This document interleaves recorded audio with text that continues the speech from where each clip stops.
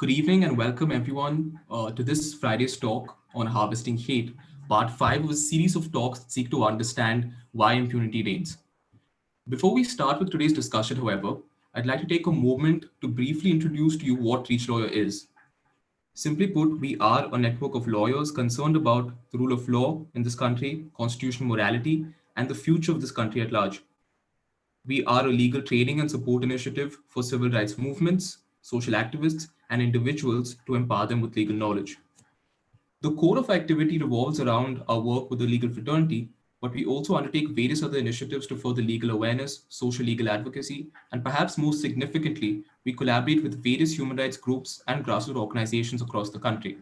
If you want to know more about us, you can look us up at www.reachlawyer.org. And with that, I'd like to start today's discussion with a poem that has been written and performed by Gohar Raza.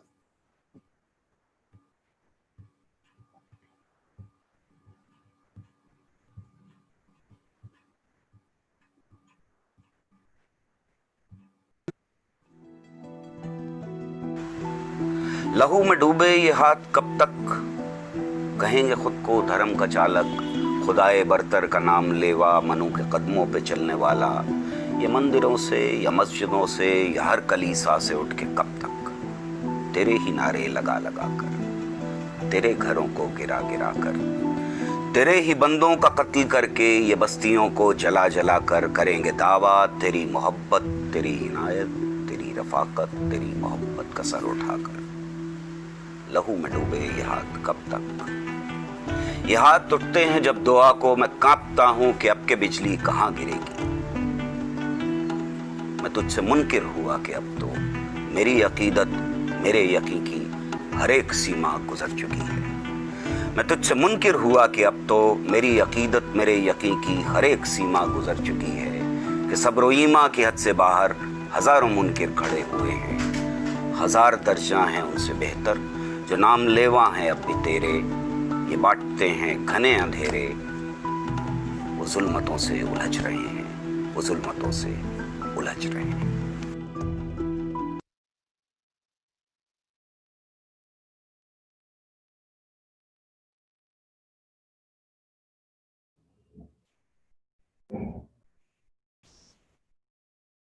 Good evening to one and all present here, and welcome to the part 5 of the talk series, Why Impunity Reigns. I am Diksha Garg, and today at Reach Lawyer, we will be discussing the idea of harvesting hate. Hate is a four-letter word which is becoming increasingly synonymous with the Indian society, in particular to the interactions that we have and exchange with each other on day-to-day basis. The notion of hate really stems from the differences and discrimination that creates the idea of us and them, essentially a culture of exclusivity. The Black's Law Dictionary explains and defines the concept of hate speech as speech that carries no meaning except the expression of hatred towards a particular group, such as a particular race or ethnic group, etc., especially in circumstances wherein such expression is likely to provoke violence. This is, however, not an isolated phenomenon or loud voices of a few on the fringe of a society. Hate is becoming mainstream at an increasingly fast pace, both in liberal democracies as well as authoritarian systems. Around the world, we are seeing the disturbing groundswell of xenophobia, racism, and intolerance, including rising anti Semitism, anti Muslim hatred, and persecution of Christians. As per the UN reports, social media and other forms of communication are being exploited as platforms for bigotry and for intolerance. As much as there is a need for hate laws in our country and in general around the globe, it is quite difficult to construct a legal framework for the same. For instance, in India, while attempts are made to really curb hate speech in general via the Information and Technology Act or via the Indian Penal Code and the provision that it contains, the key problem really lies in identifying and formulating a sound definition of hate. The idea of hate has changed from speech which incites violence to speech which may be just termed as offensive by some. Such a subjective nature of hate makes it all the more difficult to perceive counters for the same. The next and the much more obvious obstacle being the shelter which is offered to many by the ideas of freedom of speech and expression. How far can we really curb hate speech before violating freedom of speech? Or rather, we should question, is it really possible to curb hate speech without entering and breaching the ideas of freedom of speech? It is pertinent to note that hate speech is a narrative which is also utilized by our political class to further their agendas and narratives, thus making the public a scapegoat in their endeavors. In light of all of this, questions on how do we place accountability to counter hate speech are raised and are all the more imperative. To discuss these questions and more, today we are joined with Advocate B.T. Venkatesh, who is the founder of Reach Lawyer and former state public prosecutor at the High Court of Karnataka. We are also joined by Madam Kavita Lankesh, who is a renowned filmmaker, a human rights activist, and a person who is committed to issues that affect communities at large. Without further ado, I would like to invite Mr. B.T. Venkatesh to take over and introduce this idea of harvesting hate. Very good evening. Welcome to Reach Lawyer Friday Talk Show. Today we have the subject, harvesting hate. We heard the song of scientist and poet Gauhar Raja. हर एक सीमा गुजर चुके हैं. Lost all the boundaries. We have crossed all the limits. I had a friend who spoke her mind out, a friend who never hesitated. Someone made a mistake that she said, yes, politically incorrect, you are supposed to be answered. Anybody spoke of hate speech, she would raise her voice. Any political dispensation that talks against the values enshrined in our constitution, she would vociferously speak, come in front, attend meetings, public speaking, you name it. She had invested best part of her life for the cause. And she was on the social media. She used to receive hate mail on an everyday basis. Every day, she would spend some time on the Facebook, Twitter, any part of social media, which I'm not aware of, a lot of. And she would post things relatable to human rights. And the more she wrote, there was backlash of one of the most vituperative, one of the most hateful words heard at her, expletives heard at her. In fact, the kind of language that was employed as a reply to her postings was almost unimaginable. No one could hear them. Such abusive words. How come that they found place in this particular social media, which also talks in terms of some degree of sanity, that there are certain rules regarding the same? And she wrote, she continued to write.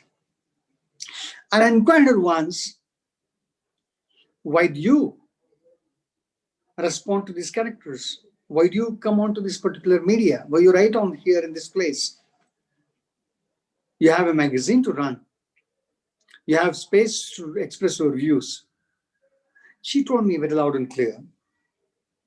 She said, Venkatesh, the whole world is in the social media. There is a large younger generation in the social media who are looking for information, who are sharing information, who are being influenced by information. So therefore, there is a requirement that we need to put good information, right kind of information, right kind of talk, right kind of thought. Yes, that also should spread.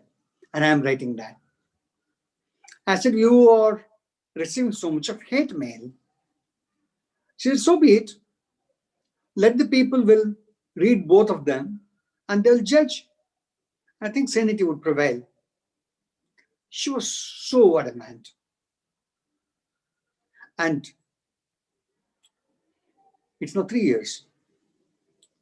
One fine evening, she was done to death. 7 bullets pierced through her body. By whom? Fellow who shot her, did he know her? Did he read about her? Did he know who she was and what she was known for? What she was doing? We don't know. We'll not come to know that, how much information the person who killed her had about Gauri. Yeah, I'm talking about Gauri. Gauri Lankesh. It's now 3 years. Come September 5th, 3 years. She's done to death. For her views, she was not killed for gain. She had nothing to. No one had anything to gain from her. She was done to death because of her beliefs. She was done to death because she said it. She was done to death because she believed in a society, an egalitarian society, a society which had great value for social justice. She fought for it. She did not say you are a friend and they'll let you go. Even if you were someone known to her, if you were to make a mistake, she would come and tell it on your face. And she has done it to many politicians, many ministers, many aficionados. She has done it. For her, rights of the people stood first. I don't have to make a narrative about her because so much is said about her. People know about her. She's a dear friend. She's such a dear friend. Now, for me, what matters is that today I'm not talking just Gauri. I had a professor whom I knew very well in my student days in Harvard. Short-spoken man. He used be always over his books. Extraordinary researcher, a vice chancellor, a scholar, an awardee. She has received a number of awards for his work. His seminal works are recognized in all the fields of the literature in Canada. One fine evening, he was done to death. Shot, point blank range in the head. Why? I do not know whether the person who shot him dead did know what work Professor Kalburgi did. We don't know. We're yet to know who the accused are. We know that we had under activist, trade unionist, senior citizen, wonderful person who had been working life, best part of his life for the issues and rights of the workers. Shot dead in Pansare. And we had another extraordinary person who believed in rational approach towards life, who believed that the constitutional values as enshrined in Article 51A should be followed. Scientific temper need to be there. We should get out of all this nonsense. A rational approach towards life, a scientific temper is needed. She was fighting for it, best part of his life. And one fine evening, he was shot dead. I'm talking of only a few names. There are many more journalists, thinkers, activists. And it goes on. There is a history, long history. It's not it happened only today. It's happening for a long, long, long time. But of some time, we are seeing this in such regularity. That's really fearsome. In fact, I was reading about a Brazilian author who wrote in respect of human rights violations. When we hear for the first time, he says, when we hear for the first time a person being illegally arrested, beaten, tortured, and killed brutally, and that comes to the knowledge of the people because of the beliefs he held, or for whatever reason, we see great amount of outcry across the place. The whole nation comes through. Okay, this is what's happening. And then, when we see this happening 10 times a year, 10 persons being arrested illegally, tortured, abused, killed, we lose interest. Say it happened. That's the 10th case. 10th case. But the kind of outrage which we had expressed in the first instance is not there in the 10th case. The author says, perchance, if it reaches 50 a year, it becomes a norm. It's part of a everyday life. Do you find some similarities like this? I think we do. We do have cases of lynching. When we had one instance of Hajappa and Haznappa in Karnataka, one instance in that Rajasthan when the person took a video of he killing a Muslim man. There was outrage across India. Everybody shunned, this is a violence which is not acceptable. And people shouted, yes, it must be brought down. Thereafter, we had lynching in Delhi Metro, in Chhattisgarh, in Jharkhand. Across the places, in the last few years, we have lost the track in the places. Number of times people have been lynched. Now, when you look at the newspaper in the morning, or switch on the television and in the evening, and see this lynching, yeah, one more lynching. It does not affect us. We see two persons being killed brutally by police in Tamil Nadu for not shutting down the shop in the evening during COVID times. Notches. We see that a boy, a little boy, who was not wearing a mask in COVID times, arrested by police, beaten brutally and killed. It does not hurt us. It does not affect our conscience. We don't see this as something which is outrageous. How could someone do such kind of an offense? This is a brutal case of murder. It's not something which one is empowered to do it. One is given powers to do it. And it's not just police who are doing it. It's happening everywhere. There are lynch mobs. There have been instances of violence. In fact, we heard recently in a case, a rape victim was arrested. There could not have been an incident of that nature. We shout. With the regularity of this kind of crime happening, we see that, yeah, it's a everyday situation. It has become a norm. Or be a society which was as envisioned by the makers of this country's constitution, our fathers who believed that we should be a society where social justice shall be the basis on which we are in this institution. Freedom of speech is assured. Equality, liberty, fraternity, every aspect of a democratic space, a democratic society, or that are enshrined into our constitution and etched in our bodywork of the constitution.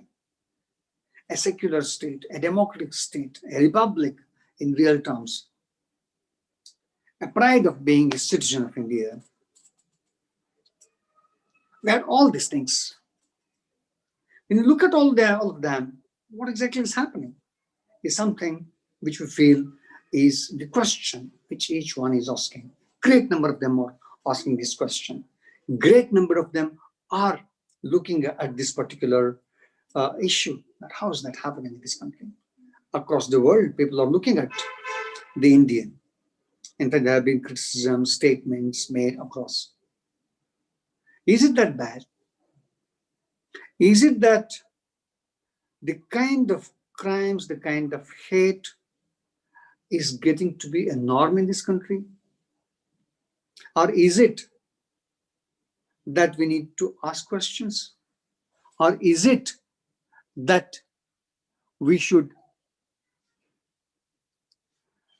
look at the whole construct with fair degree of seriousness and try to understand the situation and try to speak that it's not acceptable to us? Where is this coming from? I think that was something which we were looking at sometime. In fact, in this Floyding series that we have been conducting, right from last 10 to 12 weeks, which have been running now, there's a thread which we have seen the kind of violence that has taken place.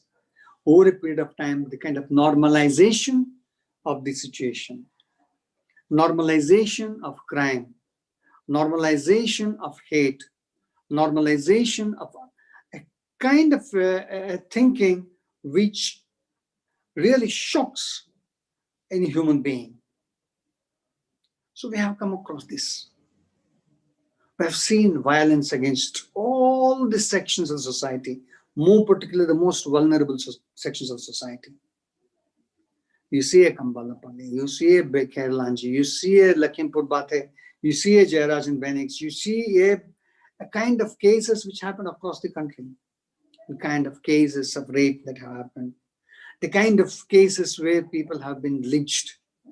You have a long list of crimes of this nature. And it's not that the perpetrator who committed the crime had anything personal against the soul whom he killed. Good number of times in case of lynching is concerned, he had no intent. All that it did was that he was being provoked, instigated by someone who held a thought, someone who held a belief, and someone who indoctrinated him that, yeah, you should do this particular kind of thing. Perhaps that's the person who killed Gauri. Perhaps that's the person who killed Kalburgi. Perhaps that's the person who killed Pansarisa. Or that's the person who killed anyone else who have been working on these issues concerned. We have come across this. Who benefits from this kind of thing? Why this hate? Where is this hate coming from? So therefore, today we are talking in terms of harvesting hate. If you start talking about hate, in fact, we had seen this in Second World War. You keep telling lies. You keep talking about a particular community in a very bad tone and tenor over a period of time. In fact, in Nuremberg trial, one of the media persons was prosecuted. And the accusation against him was not that he didn't commit any particular crime. Accusation against him was that for 25 years, he was spreading hatred against Jews in his media. Does it sound something similar in his country happening? I think that's something which shocks everybody. In fact, harvesting hate is that the kind of situation that may turn up, perchance, if you don't stem the rot. Perchance, if you don't make efforts to see that the rights of the people are protected, ensure that the institutions of this particular country are strengthened, ensure that the free speech is not curtailed. Yeah, we heard of Prashant Bhushan's case. The debate goes on. I have been part of these litigations quite some time recently. There have been cases, spate of cases of petition. In the case of a poet called Siraj Bisrelli of Koppal district, who just said a poem in there, read a poem which had written in a small meet. He was accused that he was trying to bring wedge between communities. and a case was registered against him. Someone took a play in a small child. The mother was arrested and kept behind bars for 15 days on such allegation. The case still goes on. Someone said words which were not acceptable to the persons. Yes, they were arrested and put behind bars. Today, the degree of intolerance is, as against any free speech, is increasing. Again, at the same time, we also see people employing extremely vituperative language, abusive language, with expletives, instigating people to commit violence, and that the state is handling with kid gloves. I see this kind of change that's happening. Where is this free speech? When it becomes a hate speech? Who benefits from this particular kind of situation? It has been an international debate. It's nothing to do with India. It has been an international debate. It's happening in UK, it's happening in Germany, it's happening in Austria, it's happening in US, it's happening in Hungary, it's happening in best part of the world. It's happening in Hong Kong, it's happening everywhere. It's happening in places where there is totalitarian regimes. It's happening in places where there is democratic governance.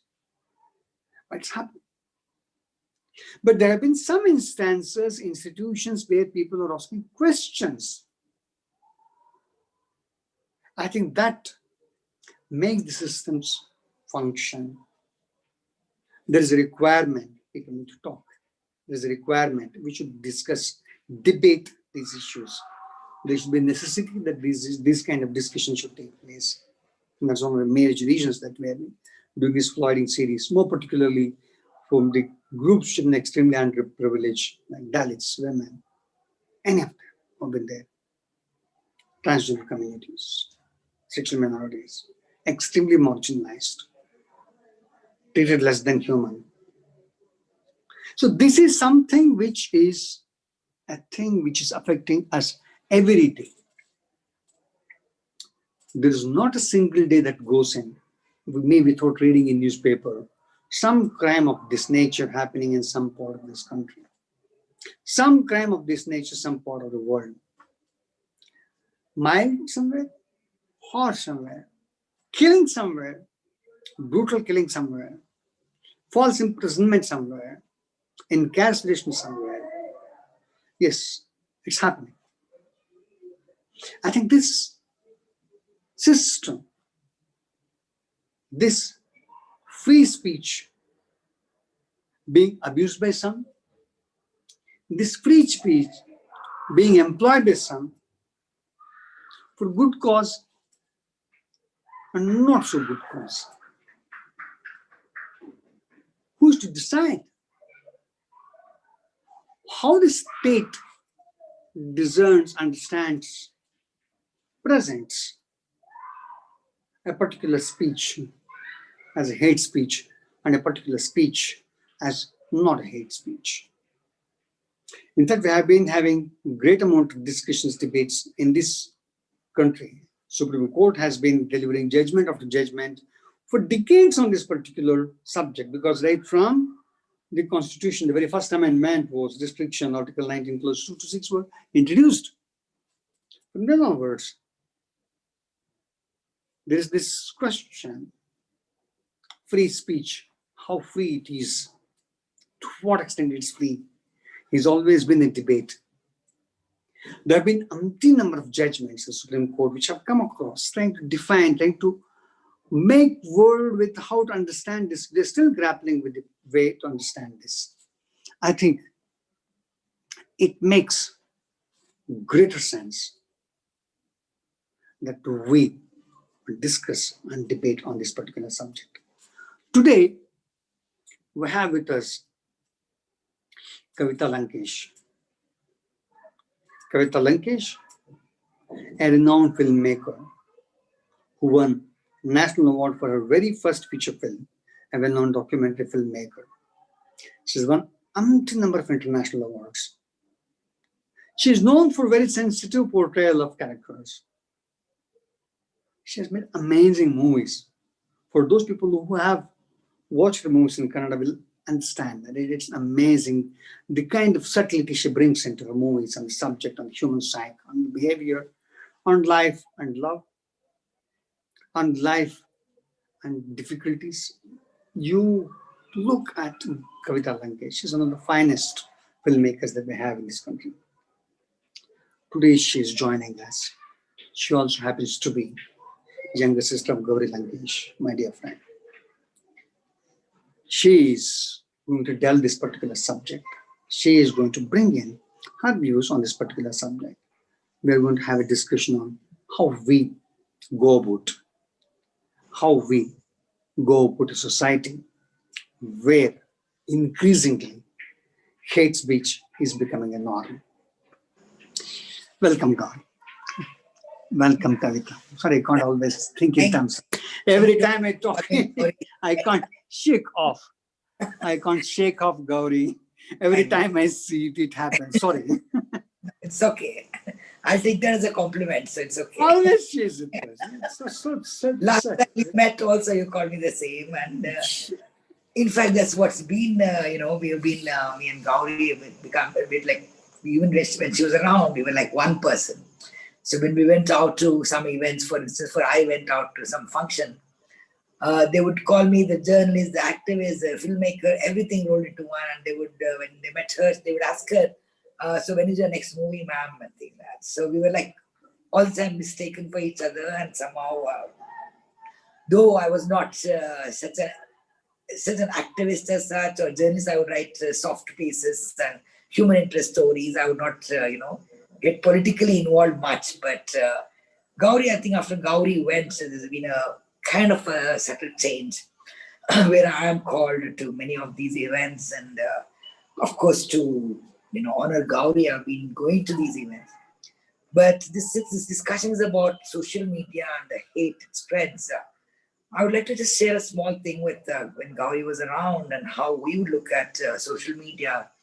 I mean, the exact same table where I'm sitting, she would put her laptop and I would be on my desktop just behind me. And in evenings, after my daughter goes to sleep, we would start, I would just be looking at posts and probably, I love playing Scrabble, so I'm doing that. But Gauri would be looking at all the Twitter and that. And in fact, after she went was when I realized there was so much hatred towards her, on social media, because she was the type to tell me. I remember once posting something against one of those so-called gurus who was out to save the environment and river and things like that. And I posted an environmentalist who had actually written an extensive research he had done.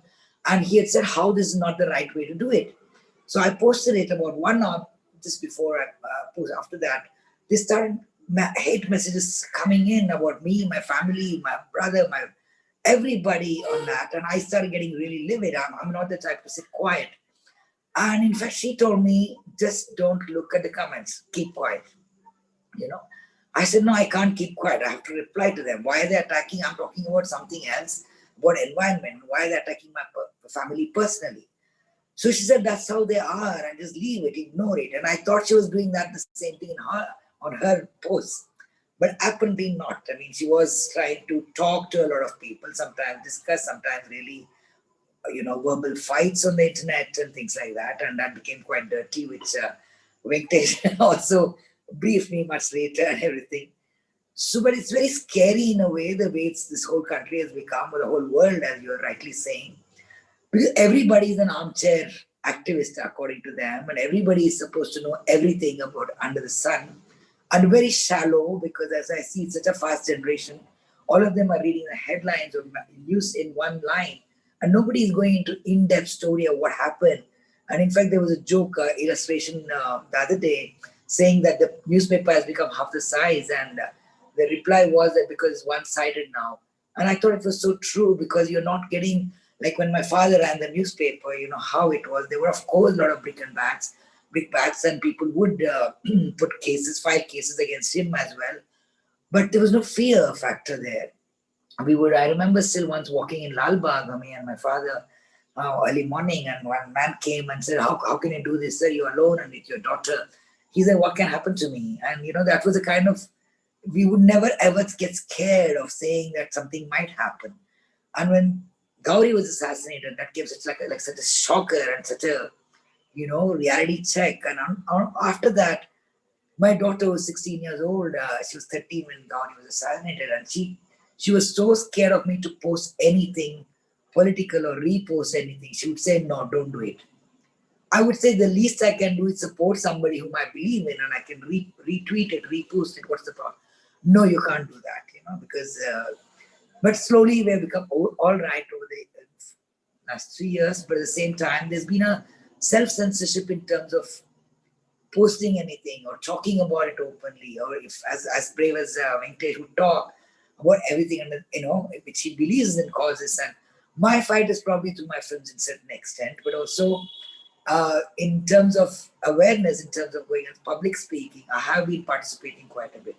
In the beginning, like Kerala would invite me after Gauri was assassinated every week or every 15 days, because there was a lot of support and solidarity with Gauri from Kerala, a lot, including Karnataka, of course, but highly in Kerala. So I would go, but I would get so scared to say the names. I would stick to right wing. I would not say BJP or RSS or anything like that, because I would not want to name names. But somehow after a while, it started coming when I started relating in anecdotes of what happened.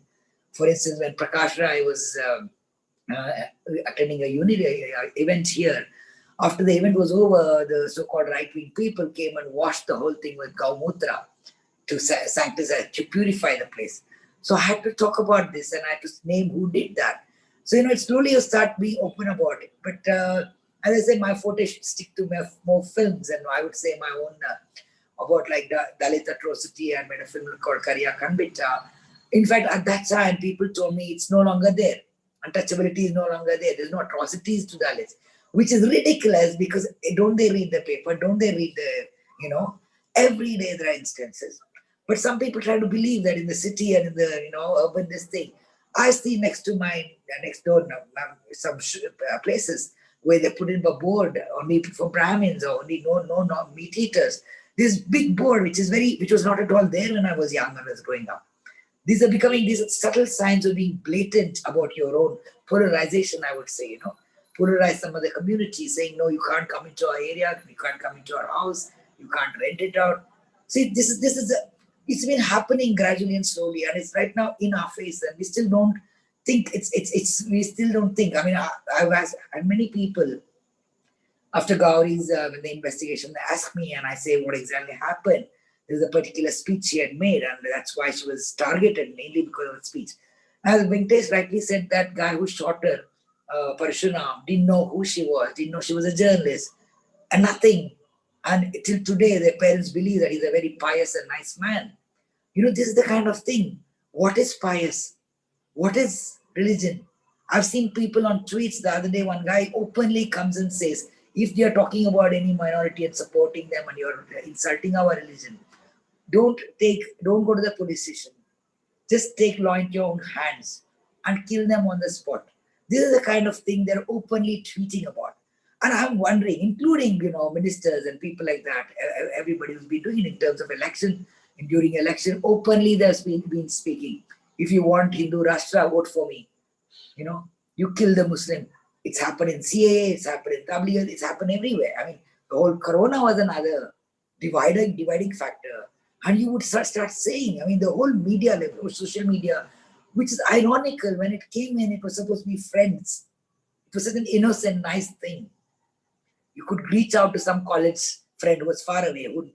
I'm sure that's also redundant, actually. Why would we want to meet some college friend who we didn't know for the last 30 years? If we wanted to, we would have been in touch. There are some college friends whom I'm still in touch with. Somehow that became, okay, maybe just check out curiosity. What is it? But it's turned into such a hate-mongering, hate-garnering media. In fact, my mother, in this group, she gets so many messages every day, every other day. And she says, I'm blocking people. She's 73. And she gets hate messages about different minority communities, what they're doing.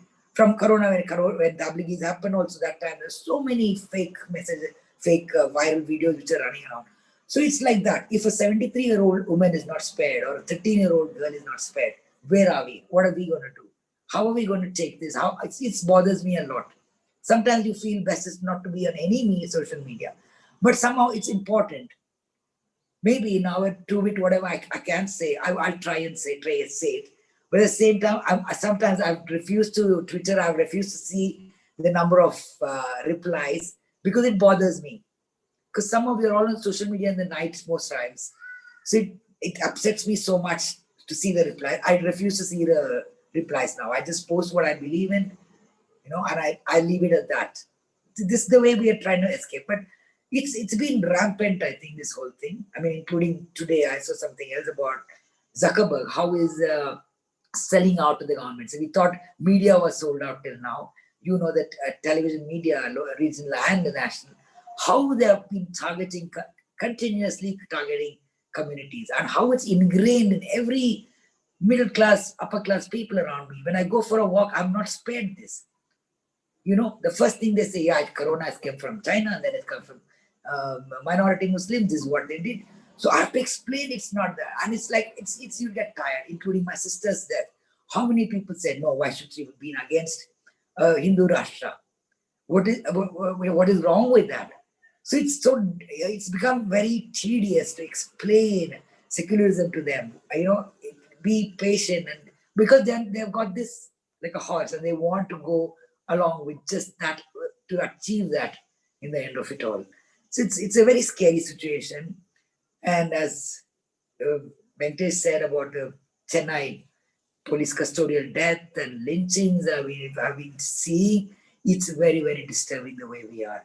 And I maybe if I say this is disturbing, I know if I post this that saying the country is disturbing, just that line, next thing I'll be asked to go to Pakistan. I said, why don't you send me to Sweden or someplace? Why should I go to Pakistan? I don't know. You're an anti-national, you're an urban Naxalite. I mean, till today, Gauri was so misunderstood that way because they called her an urban Naxal or a Naxalite itself. And including some of my own friends, close friends, didn't understand what she was trying to do. That she was trying to say, leave your arms and come to the democratic space and talk with the government, your needs, don't use violence. And for this she was named a Naxalite. So till today she's named that. So I mean, but that's probably she took pride in that sometimes because she said, I would rather not be a pamphlet to the government. I would rather be a Naxalite. But this is what's happened, And now, of course, the whole lot of activists like Sudha Bharadwaj today has been refused bail. And everybody, the kind of, or Prashant Bhushan, what's happening. It's a very disturbing space we are in. And it used to be that before also. I'm not saying it's something new, probably because of just this, right-wing governments come. But what has happened is the complicity with the government. The government is not taking action against these people. What are they saying? When they make hate speeches in the elections to everywhere, how come no action has been taken against them? Whereas an activist or somebody who's who's been working towards humanitarian works, they have been behind bars for something to do something with the tribals, everything. So it's a very disturbing situation we are in, and I hope, I don't foresee it, but I hope it gets better and it's the freedom of speech, as I said, including films. I find it very, very disturbing. What happened to Padmavat long back, or even now. Though I had not seen Padmavat at that time, I don't think it's something to rave about. But at the same time, there was so many threats and this. And now Patal Lok, for instance, I find the producer has been harassed by over 100 cases against her, Anushka Sharma. So how are you going to make a film? Tomorrow, if I want to make a film on Gauri, I mean, we started writing it. Then I said, okay, I'm going to have a censorship in my mind. I'm saying, will this be allowed? Or I don't care, I should do it. And then face the consequences. Venkatesh is there to help me out, probably. So, this is the kind of thing. Everywhere we are kind of self-censoring. Is it going to be allowed? Is it going to be a problem? Am I going to get a producer if I make this? If it's talking against, a particular or for a community, for a minority, if I'm going to support a minority and make a film, is it going to be a problem? So these are the things which keep bothering me, and then sometimes it affects the creativity a lot, I think.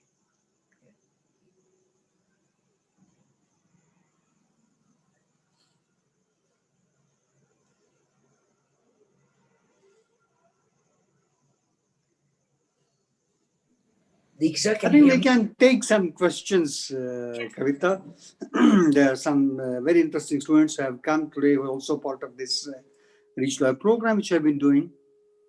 I think I'll request the host that some of the students may be asked to raise their questions that they wanted to participate. This is a program which we intend to make it more participatory. So we'll open the take for some questions. I think request Mr. Saurabh to open the discussion. Yeah. Yes, Ms. Saurabh.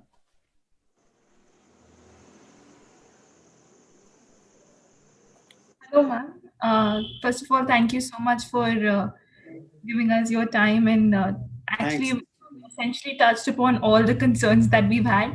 But yeah, I do have some additional questions which will just like dig deeper into what you've already stated. I think, ma'am, recently Facebook actually came out with a report where it's in 2019, which it really termed as a transparency report and said that it had deleted about 3 million posts which were hate mongering.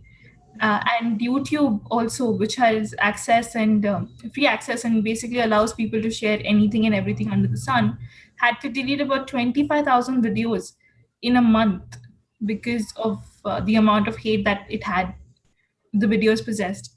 My question really is, do you believe that this is a reflection of the growing hate amongst people, that platforms which were initially, like you said, created to keep in touch or just to communicate are today forced to really regulate in this manner where they are forced to curb the freedom to communicate with which they began? I mean, I feel though they're deleting, they have deleted. There's still a lot of them around. There are a lot of rampant videos which are every day you can see thousands of it coming. I mean, it's something as simple as the current one which is happening, like Riya, Sushant Singh Rajput. The media has concluded everything by themselves. The people have concluded. The media is asking polls from the people just to should she be arrested. I don't understand this at all. There was nothing like this the last 10, 15 years back, And like my daughter was saying, so what if she had fallen in love with him and say if they broke up? Or so what if they went to Europe on a holiday? So what does it mean that she's a murderer? Should she be arrested? Why is the media doing a trial? This kind of thing is very, very rampant. I think it's all over in everything. The only thing, fortunately, I find is the newer generation is not using Facebook much. When they did a survey recently, they are more on Insta and Snapchat and things like that. But at the same time, they're not much on Facebook. So maybe that generation, the next coming generation, will not probably use that. So, but I think at the same time, I would like to make another point that when they have deleted those things, they're also deleting some newspaper like called Nanu Gauri. The Gauri's team had made, they started a publication after she died. And every week they were bringing out in print format. And during COVID times, they were saying we'll go on the net. But even that was banned and taken off. So on what basis are they selecting which is hate, which is not, which anything against the government basically is also, they're considering it an hate and taking it off the channel. So there's a suffocating curtailing of everybody's speech, I think, in one way, isn't it? Wish to add, Diksha, on that particular aspect, is that, there's a rule among the places where they had to bringing this transparency as to these aspects in a developed part of the world is concerned. Now, when we look into this Facebook narrative, which you talk in terms of, see, when you look at the platforms, for the company that runs the platforms, it's business. What makes good business is good for the company. Now, if it is hate that makes good business, then it's a good business. Now, the question here is that limits of this free speech are going to be debated on this particular aspect. Now, it's what Kavita just now said, referred to, that a magazine which runs on the name of Gauri, they were blocked from Facebook. Why? When somebody talks asks questions to the government, which is the bounden duty of every citizen in a democratic society, that the issue is that that particular statement is being silenced. But whereas you have great amount, for example, I had criticized the action of doing away with the lives of 4 accused in the rape and murder case at Hyderabad of a medic. When we saw that, I said that this is an absolute violation of law. I was pilloried, targeted, and I started receiving so much of hate speech. In fact, unimaginable kind of language that was employed. For the first time I saw that, then I knew that this was something which Gauri was facing at every place. And I saw that this is the kind of response people get if you are talking in terms of. In fact, when we look into post this particular, they have been following up in the Twitter. One of my very dear friend, editor Sugata Srinivas Raju, he told me, look into these particular responses which comes into Facebook and Twitter. And when look into it, scroll down the way, that there is a huge mission which keeps posting this kind of thing. That's happening. So it's no more that it is a Facebook space or some space where people express their opinion. It's a place where information is being manufactured. In fact, Noam Chomsky has said this many times over. Manufacturing kind of approach, opinions, facts. So it's being indoctrinating people through this kind of information. As such, we're a divided society, a caste-structured society. So you use this kind of tools to spread. Now, for the company which runs the platform, it's just plain simple business. In fact, that's the question that's being raised as against Facebook is concerned. This is something which we should all be looking into, because these questions need to come, discussions, debate need to come on this particular subject. Thank you, Diksha. Yeah. Right. So actually, ma'am, you mentioned a very interesting point regarding the media trials, and I think Sir can also comment on this, because technically we are a country which does have rule of law, and the idea that every side must be heard. But as we have seen in maybe the case of Tablighi Jamaat, or even in the case of the Sushant Singh Rajput suicide case and how it has really manifested, the idea that one single narrative is really pushed by the media, and how do we really curtail that comes into question, may it be the print media or the broadcast media. How do we really ensure that and regulate the speech that they exercise, because they do have certain privileges under Article 19 as well. So how do we really regulate the conduct of media? I wish I could say everybody should be a P. Lankesh, because he was the only man in India who ran a newspaper with no advertisements. As long as you're going to bow down to commercialization and say, okay, I need ads, I need the support of government, you are going to be in sides, in cahoots with the government, whichever government I'm talking about. So I guess the whole media has become so commercialized now. Whoever pays them, whoever the party they're spending on, they'll suddenly go, including some of the popular television channels I've heard, they have to go soft Hindutva just to get the ads and survive. So this is the problem, but how can you change that? It's a very difficult process. But thankfully, there are some independent journalism, a lot of internet newspapers like Wire and Print, and a lot of them. And channels, I think, is an expensive proposition. It's like making a movie and much more than that. So that way, you're not into everybody's living room to talk about.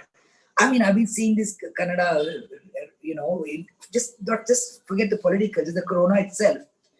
They have made it such a scary coming into, like demons coming into you, and with a dramatic music and like a villainish music from the news. It's horrible. I mean, I stopped watching. I mean, I hardly watch. I rather read, because I find it very gory and very disturbing, the news on television most time. Because we've become a very insensitive society. There was not a time when earlier, when there was a boy who's fallen in a borewell, people watch it like a cricket match. The boy's body has come up 1 feet, they haven't found it, 2 feet, it's come up. People are watching with great fascination, with no fear. We are the type to shoot a dying man, and not help him. This is the society we've become. There was a time when there was dog dead on the road, I would get very upset. There's kind of disturbance in my mind. Now people don't bother about a human being dead. So this is, it's a very insensitive society, and the media is feeding it. Earlier, we had no media like that. The gory images were not in our faces. We would read about bombing, we would read about this thing, but we would be so upset because that itself was a, got into our this thing. But now it's become an assault of the senses. So we all become an insensitive, dehumanized people, I think. But I would say the only solution would be to run somehow. Maybe people, I see a lot of newspapers and opinions, I believe they keep asking for donations to keep it going, including Gauri's. I know Venkatesh will tell you what state she was in her newspaper when she was, when she was assassinated. Hardly any circulation. The same time, she wanted to keep her voice afloat. So she would run it, but not even take advertisements. She wanted to follow my father's footsteps. So it went on like that. So unless people become like that, and people like us who believe in this kind of journalism, which is both sided, unbiased, and the truth be told and not be a dividing, polarizing kind of news, unless we start, whoever we all of us, whatever way we can, if we can support and make it survive, then maybe there'll be a voice to be heard. It's like the difference between a commercial cinema and art cinema, Maybe few people will read and maybe few people will be sensitized. There's this othering all the time happening. Why are you supporting them? Who is them? Who is us? I've had fights with my relatives about this. When they send me, viral clips about something which happened in, a minority has committed something. I said, the people have killed my sister also. It was not a minority community. But then you can't other them all the time. Until we start doing that and look at it as, I don't know, I think we are losing it. I think we should be more humane in everything. That's the only solution, I think. That we are losing it. We are saying religion, what caste, what status. We thought as we progress and become more developed, country, it will probably become less. But I see in our country, especially, it's becoming more and more. One aspect I would like to add, that, we had this discussion last time when we talked in terms of persecution of the media. We had a program in that we had a senior journalist, Aditya Bharadwaja, making a statement that, when we are not, there is a duty cast upon citizen to support the good media. That's something which is needed. In fact, when we were discussing about it, we had this case of Mr. Lai, one of the media moguls in Hong Kong, was arrested for supporting the democracy struggle. Recently, it's after the few episodes of our Floyding series, this happened. And the way people protested was something very unique. The unique was that people went on demanding and buying newspaper from the stalls. People walk to the stall, buy the newspaper.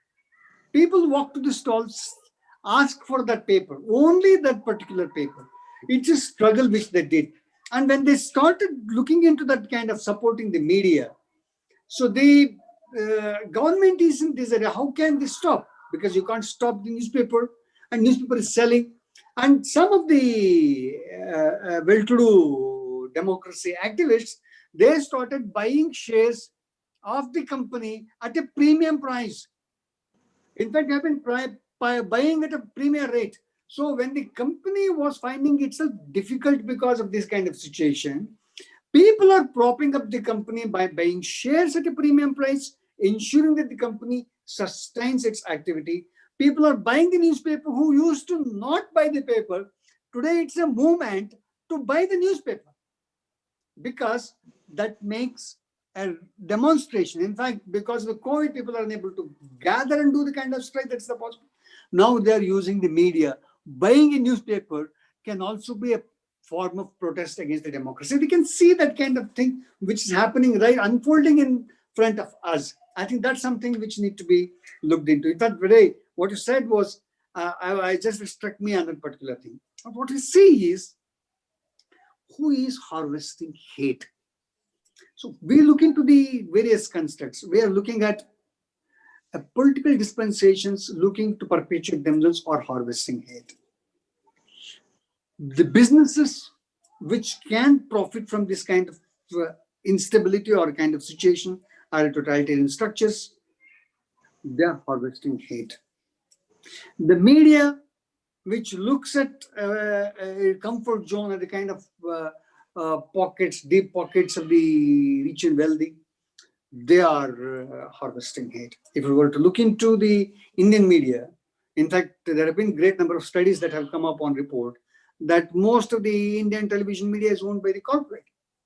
So recently we had Gunishekhar's case in Tamil Nadu, where for expressing his proper opinion, he was silenced. He was asked to stop his show. I think this is something which is happening. So we see this kind of thing, that the harvesting hate has become something which is very part of our construct, part of our system.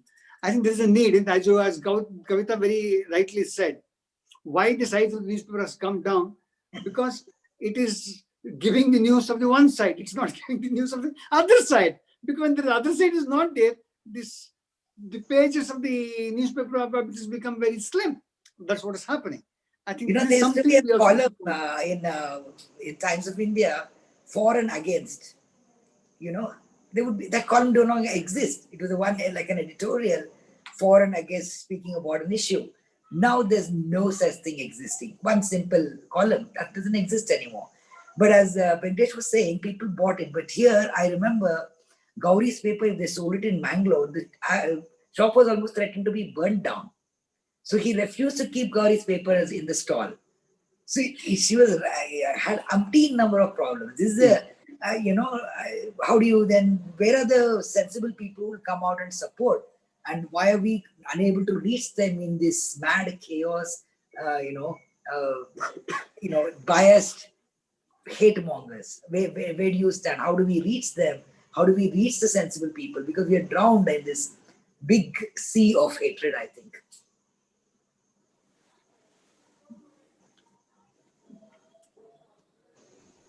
I think there is another question which Saurabh has, so he'll be continuing. Ma'am, I just, can you hear me, ma'am? Yeah. Yeah, I had two questions actually. I'm not sure if I just had to contextualize both of them before I ask them, but and this is sort of a response to what you had mentioned. This idea that, even if we regulate some of the hate that we see across our media platforms, how much of it are you really going to regulate? Because there's platforms exist virtually across, hate exists virtually across all of our platforms, whether it's your social media like Facebook or WhatsApp, or whether it's, subtle dog whistling and subtle messaging through films that, perpetuate this bad Muslim versus good Muslim trope, or various other stereotypes. We see that there's like a degree of hate that is perpetuated, starting from the most subtle messaging and the most subtle caricaturing of entire communities and religions, to the outright hate that we see spread on, WhatsApp and Facebook that literally call for violence. But my question was, in that context, uh, how do you view the challenge that free speech faces by disinformation today? Because an interesting thing of corporate ownership of media for the past few decades was that they had to play certain advertisements to keep their enterprise running. But the difference today with social media and news platforms using social media like Facebook is that you have like a Wire or a Caravan or an NDTV or all these platforms on Facebook that don't have to just compete with other platforms, but that have to compete with lies and disinformation. So it's like Facebook has monopolized the space for discussion, has created a situation wherein everyone's on these social media platforms, and actual legitimate news channels and media platforms, and even the incident of Nano Gauri, have to compete with outright disinformation. So it's not even speech versus counter speech. It's turned into this obnoxious sort of debate between free speech and disinformation. So we're not really contesting opinions anymore. We're just trying to say that isn't even true. That's a lie. How are you perpetuating these lies, so strongly? And my second question, ma'am, sort of related to this was, how do you view the role of, particularly given your experience as a filmmaker, how do you view the role of films in sort of leading us up to this point? Because like you rightly said, it's not like we just woke up one day and became hateful. Hate has been here for a while. And some of that hate has been perpetuated through tropes about terrorists and tropes about, this usual bad Muslim versus good Muslim narrative that I myself have seen in films for I don't know how long. So, what role do you see films and other media also playing in that, sort of continuum of hate? The films especially, let me take that question. In the last few years, major big heroes, especially in Bollywood, have been acting in these so-called war films or, historical characters, legends. And it's so, including Padmavat, it was such a blatantly against the Muslims kind of film, shown in such a bad light, portrayed, including, I mean, the way it's, even if they're not talking he's a bad Muslim or he's just a king who's come to plunder India or whatever, but the kind of lighting they do, the kind of angles they keep, everything has a subtle way of making your mind, a viewer's mind, is saying that he's a bad man. I mean, this is the subtlety which they are working. I mean, some of them, of course, outright blatant in your face, that I don't know, this whole idea of patriotism generally, or especially in films, has got completely screwed up, I think, in a way. The way we look at patriotism itself is somehow becoming wrong. We are, again, dehumanizing the whole process and saying it's this and we are patriotic and this other. Patriotic, we were never questioned about our patriotism ever in our lives, but we are being questioned now. Why? Including in a film. The films, the way, I mean, there's been a whole, systematically, the last few years, a lot of films have come, which have been portraying that Indians itself are basically Hindus and the rest is all others, as I said, and they're being portrayed in a bad light. In every angle, music, face, the characterization, the evility supposedly in them. So it's when you're sitting as a normal human being or a middle class person is sitting next to me in a theater, they're not saying he's bad, but they're showing him in such a bad light. This is what's happening all the time. And the other question was what? Sorry, I think Venkatesh would be able to answer that better. I think corporate riot. No. What was the other question? The question is that it was just a general question about not so much from your experience per se, but just what would you like? How do you, because there is a sense of futility, amongst at least like Diksha and I as students, for example, there is this constant. I think I got it. I think, I mean, I'll put that briefly. I think Venkatesh will be able to answer that better in a way. But I think as long as the government is looking at commercialization of this whole thing and in cahoots with corporates, it's not going to change unless there's going to be a stand, a constitutional right which they take. And none of the government right now is worried over the constitution. In fact, a lot of them have been saying constitution should be broken in many ways, including a CA has been, out of the constitution what they're doing. So nobody is questioning that. The minute you're questioned, you're back in jail or you're arrested, you're questioned, you're harassed. So this is leading to all this is letting the Facebook people go on, the social media. As I said, again, nobody is reading or looking at anything in depth, I think, that way. They're not questioning, they're not looking at both the sides, they're not looking at, okay, this is an issue here. For instance, that whole environment thing. Are they going to see it in depth, read what exactly is happening? How are you going to connect these things? I mean, nobody is really going. And if the environment is himself is speaking, nobody is bothered about him. A specialist in that field is not given any regard. But a fake or a socially savvy guru is given a lot of importance. So this as simple as that, everything is becoming like that. And in the election time how much people were paid. It had gone viral again. How many celebrities have been paid to talk for a particular party? So I don't know, unless these kind of there should be some kind of consciousness in yourself, a conscience. Until that is being systematically broken down, I think, with all of us. So that versus money, that versus fame, this is what we are fighting for. And unless we feel, every human being in our country, everywhere, starts feeling, no, this is the right thing to do, I don't think that will change at all. And it's going to keep on propagating. It's going to keep on getting worse. And we have a tough battle as far as I see. I'm sorry, it's not a much hopeful this thing. I would like it to be hopeful. I would like it to say, no, it's all going to end. We're not just with the present government or this. But I don't see that changing because nowadays, even the political parties don't seem to have any conscience. They're jumping parties to whatever. They're all in the business of making money. There's no, belief in that what they are talking about. They're not. Their manifesto is completely not even looked into. What happens then if they are the ones who are supposed to punish a person, or if they're supposed to guide or look at the health, education, all the systems in our country, and they are not bothered of any of that, including the COVID times? You've seen the kind of corruption that's happening. So I mean, it's very disturbing in a way. Venkatesh, I think you can add more.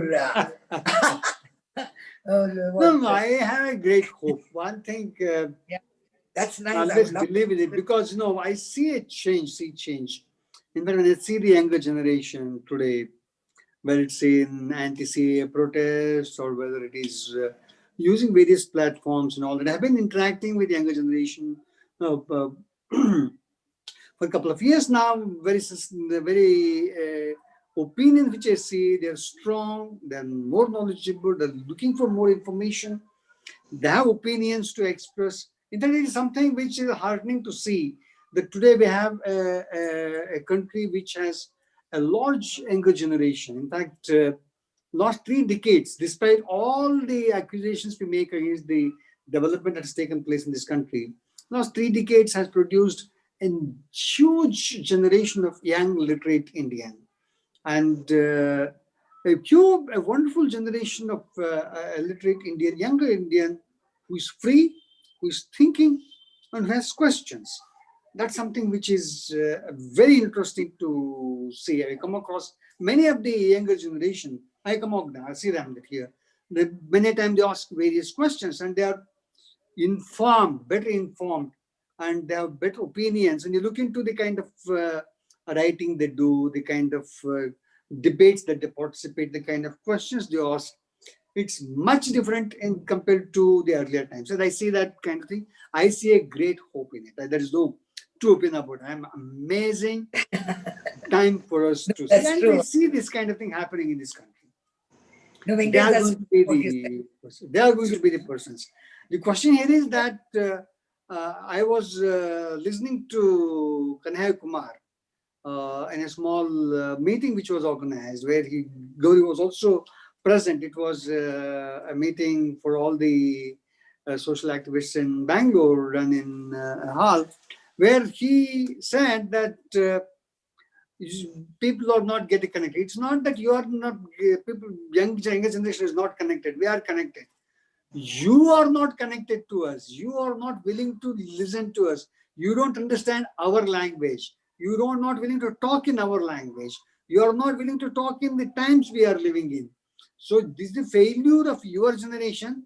Don't blame us for anything. That was very loud and clear statement that he made. It made me greater difference that, okay, I need to look into how it was. So therefore, we need to start listening to the younger generation. That's one of the more important thing we are doing. The Reach Loyal program is towards that, trying to create more space for younger generation so we can have an interaction with them. It's going to be good learning for us, and you and me too. It's certainly greater learning. No, it's true. No, Venkatesh, what you're saying is absolutely right, because I did go to a few protests in CAA and everywhere in Delhi, or Kanhaiya and Jignesh, all become my friends now, and Umar. But the thing is, these are people with faces, I feel. There's a whole lot of people, again, on the social media, if you're talking, the faceless people who are sitting and spewing vile and uncouth and cruel comments. And these are the people who are hiding behind, no face and no identity. And they have one follower, and I go and see these people who are sometimes earlier when I go, look, who are these people? Who is he? What is he up to? And you see one follower and no followers. These are large people are there also. And how do we convert? And they're paid people, as you know, most of them. So how do we convert them is my main concern, because that's no, this happens. What's happening today is, and that I was never into social media. I was looking into Twitter. I opened the Twitter account. Suddenly, a photograph of a beautiful girl comes up on the Twitter page, and it says that you want 100 connections in your link. You switch the follow me. I will get you this 100. Then I look into that. I just wanted to search that. I see that person has few thousands of names. So this is actually a mission which is created. It's not something which are individuals which are for talking. It's a mission that's created, and that mission starts functioning. And good number of places there are no names. In that, you go to look into the trolls. In that, I did not know about this. I thought these trolls were actually the people who are there. No, they are not. It's not. It's a series of accounts which are done, which tweet. And today we have seen we had recently had this kind of 2 rupee a tweet. Yeah, So true. 2 rupee a tweet. So you are paid for tweeting something stupid, nonsense. We come And across with it. even it's happening in movies. If I want to promote a film, it's everything has become that. Every like is 50 paisa, 1 rupee. So it's like, there was a time in Deviri and Preeti Prema Pranay when we worked, when me and you had a fight in court. I had the opportunity of being your lawyer. We had paid nobody. The media came and covered it. And in fact, Venkatesh was shocked that he was covering so many important issues and cases like, human interest, this thing. And here you're making a film. And the whole media was at his little office. So it was like, there was a time of the honesty, I think, in that time, in a way, We were not paying to be talked about. We were not paying people to be written about. This is the whole thing. Yeah. But I see a great hope, one. Two, it's a society. In fact, I was reading recently a thing in Germany with all the hatred kind of thing that happened in Second World War. The Second World War is part of the school curriculum. Children are taken to these museums. Children are told how we treated people. Children are told how people were killed. Children are told what a bad governance is. Children are told, this is something which is educated. Children are educated about what is bad in a society, what is not good for our society. That's something which makes great difference. So we need to develop that kind of, in fact, we have this whole lot of talking regarding saffronization of education system, trying to, in the whole process of new education policies, many of these aspects, new debates are still going on at that particular point of time. But still there is a need that we need to put across. In fact, I always look at, what our famous intellectual writer, whom I love most, Murthy, had said once when I was there in a press conference along with him. He said there was a need, there was a debate regarding medium of instruction being there from the mother tongue up to 5th. And there was this also opposition that, from Dalit movements that yes, it should be in English, why should not be only in Kannada media? Then he made a statement, very startling statement. He said, we give importance to English so much. We give importance to our language so much. It's not the case. Look at English. Let's look at English. English has commercial value. We live in a society where people get better opportunity if they know English. So let's start this way. Let's start teaching children English in a kacha way. I said, what's this kacha English? Kacha English is something like this, Venkatesh. You go have 1 hour in the class in the morning or in the afternoon or in the evening where everybody speaks English. That's it. You don't have to write, read, anything. You start from first standard, let there be one English class. Let kids start talking that particular language. Let the teacher keep talking. Now, in over a period of time, with the capacity of the students, they would be in a position to learn language in a much better way, in the easier way to learn that. So when we look at this kind of thing, we see that there is a need. There's a need for a debate, a discussion on these things. That's something, a healthier society. In fact, when you're looking at hate as something which is the same should also be debated and discussed. Something which is good need to be debated and discussed. Now we have very shrinking spaces, as was referred to. One of the major things we have been discussing is shrinking space in respect of this kind of thing. But that's not the case. Today we have so many platforms where we are able to reach larger audience. In fact, there are people who are following this kind of thing now. I think that we need to develop that kind of a space. Yeah, the present media is in the corporate hands. It supports government views. It's not reporting news.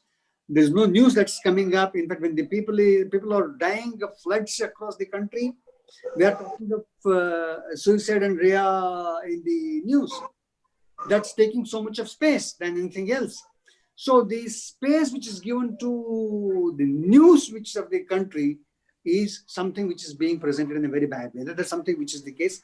That's the truth. But we need to put across the alternate media. I think that's something which is the way that the younger generation is also talking in terms of it. There are spaces. I think there is a movement that we need to build on to see that how are we supporting the saner media. That's something which should be the case. A saner media, we should be part of. A saner media, we should be supporting.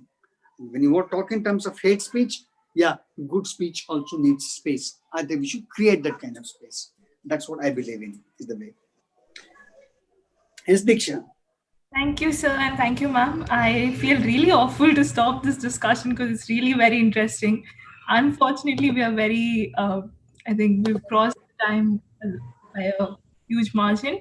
So I think, first of all, thank you, ma'am, and thank you, sir, for being a part of this discussion and helping us understand the different facets of hate speech. I think today's discussion, more than answering the questions which exist, have really put the important questions of accountability, what exactly do we mean by hate speech, on the board.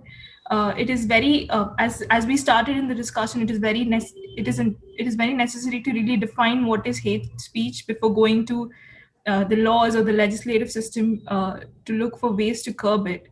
Additionally, we should, like Sir said, we should have saner spaces for debate. And even if, no matter how sane an idea, it still requires debate and discussion. So hence, it is really necessary for us to create spaces for dialogue. And I think that is one very important thing that we need to take away from this discussion.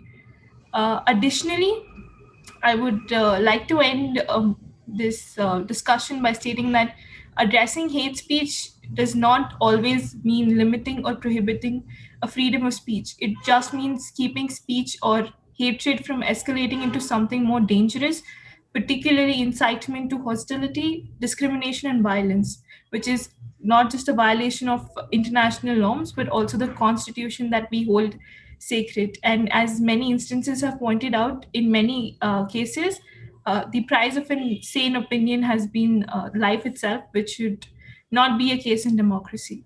With this, I would like to conclude today's discussion, but I would request all our viewers to stick around because we have a very short rendition in memory of Gauri Lankesh, who had created the space and discussion for speech and hate speech.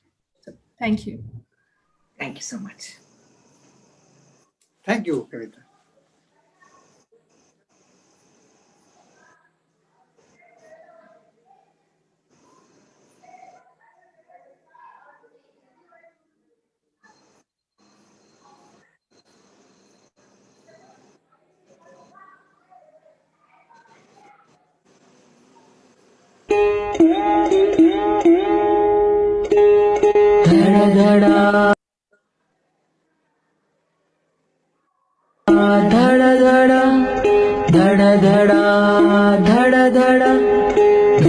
ಧಡಾಯಿಸಿ ಗುಂಡು ಧಡಾಯಿಸಿ ಗುಂಡು ಒಂದಲ್ಲ ಎರಡಲ್ಲ ಸಾಲಾಗಿ ಏಳು ಒಂದಲ್ಲ ಎರಡಲ್ಲ ಸಾಲಾಗಿ ಏಳು ತೂರಿದ್ದು ಗೋರಿಗೆ ತಾಕಿದ್ದು ನಮ್ಮೆದೆಗೆ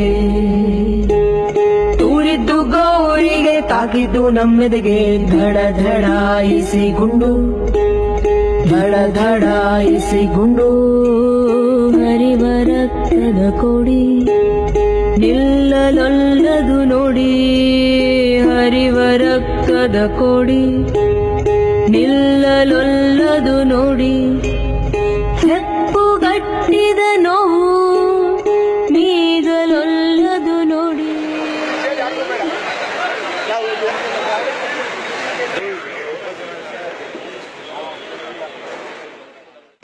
ಯಾವ ಕೋಮು ಸೌಹಾರ್ದಕ್ಕಾಗಿ ಆಶಿಸ್ತಾ ಗಾಂಧಿ ತಮ್ಮ ಜೀವನನೇ ಬಲಿ ಕೊಟ್ರು, ಯಾವ ಸಮಾನತೆ ಸಿಗದೆ ರೋಹಿತ್ ವೆಮುಲ ದೂಡಲ್ಪಟ್ನೋ, ಅದು ನಮಗೆ ಹತಾಶೆ ಹಾಕೂಡ್ದು.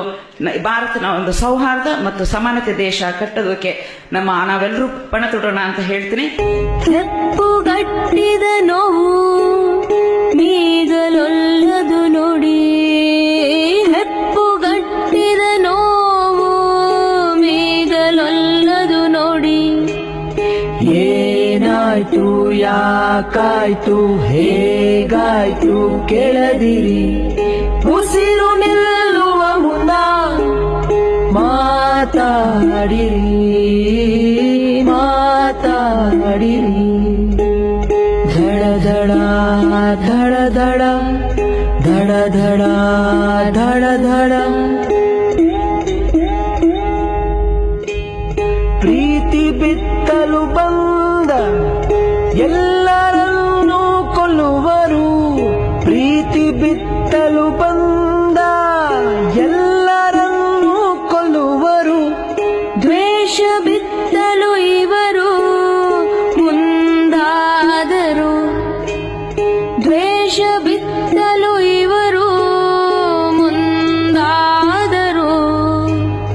ಯಾರಿವರು ಯಾರಿವರು ನಾವಲ್ಲ ನೀವಲ್ಲ. ಸಾಕಿನ್ನು ಸಾಕಿನ್ನು ಸತ್ಯಕ್ಕೆ ಗುರಿಯಿಟ್ಟ ಈ ಸಾವಿನಾಟ, ಸತ್ಯಕ್ಕೆ ಗುರಿಯಿಟ್ಟ ಈ ಸಾವಿನಾಟ. ಧಡ ಧಡ ಧಡ ಧಡ ಧಡ ಧಡ ಧಡ ಧಡ ಧಡ ಧಡ ಇಸಿ ಗುಂಡು, ಧಡ ಧಡ ಇಸಿ ಗುಂಡು. ಒಂದಲ್ಲ ಎರಡಲ್ಲ ಸಾಲಾಗಿ ಏಳು, ಒಂದಲ್ಲ ಎರಡಲ್ಲ ಸಾಲಾಗಿ ಏಳು.